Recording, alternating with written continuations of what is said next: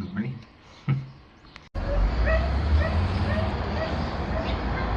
In today's vlog, Ray and I explore Hobbiton. We are both pretty big Lord of the Rings fans, so we were really looking forward to today, and it exceeded our expectations. We started the day off traveling through the hills and pastures of the surrounding Mata area to get to the meeting point, Shire's Rest, where you check in, tour the gift shop, and board the bus that will take you to the Alexander family sheep farm, otherwise known as the set of Hobbiton. Well team, welcome to your first part of the tour, the scenic tour of the car park.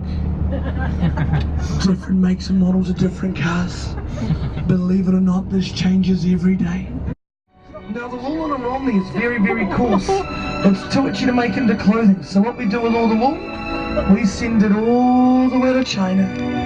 They disguise it as carpet, and then we buy it back. Yeah.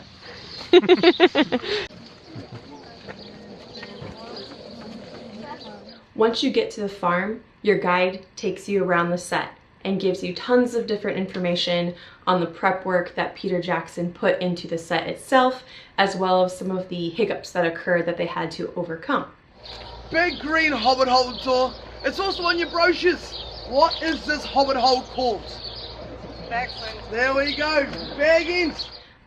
Some of my favorite prep work stories were Peter Jackson's attention to detail when it came to things such as the leaves on the trees.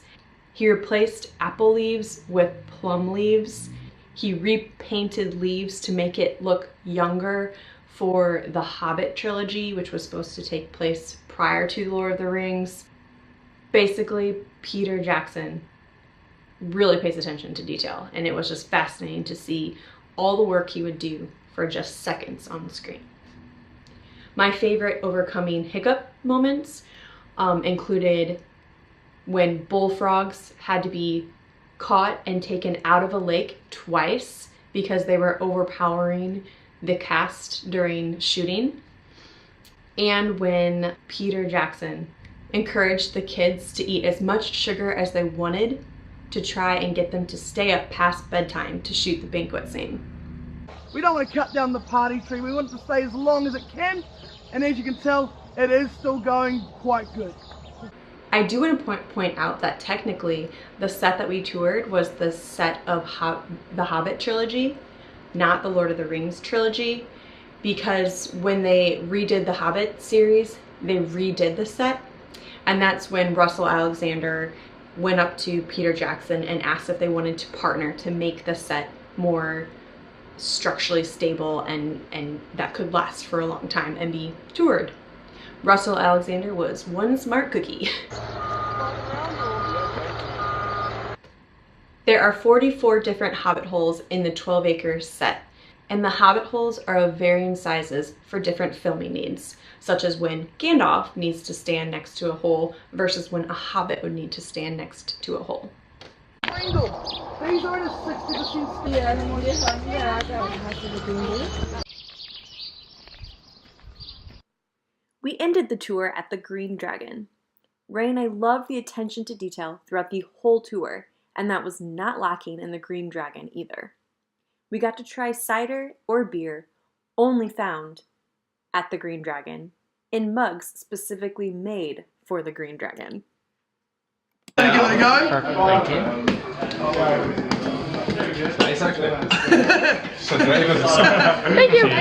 No worries. Cheers, guys. Cheers. The tour was definitely catered to tourists. However, they did a great job of spacing out the tour groups because it never felt crowded and we still got a sense of exploration from the tour. Our guide was very passionate and entertaining and gave us plenty of time in each area to take pictures and ask questions. Overall, we strongly suggest a trip to Mata to visit Hobbiton, even if you aren't a Lord of the Rings fan.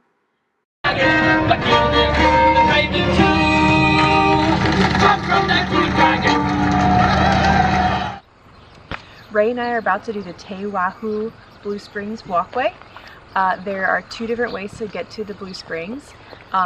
We are on a little bit of a time crunch, so we're doing the shorter route, which is only 15 minutes each way from the Leslie car park. The other option is an hour and a half away and is still very pretty, but once again, time crunch.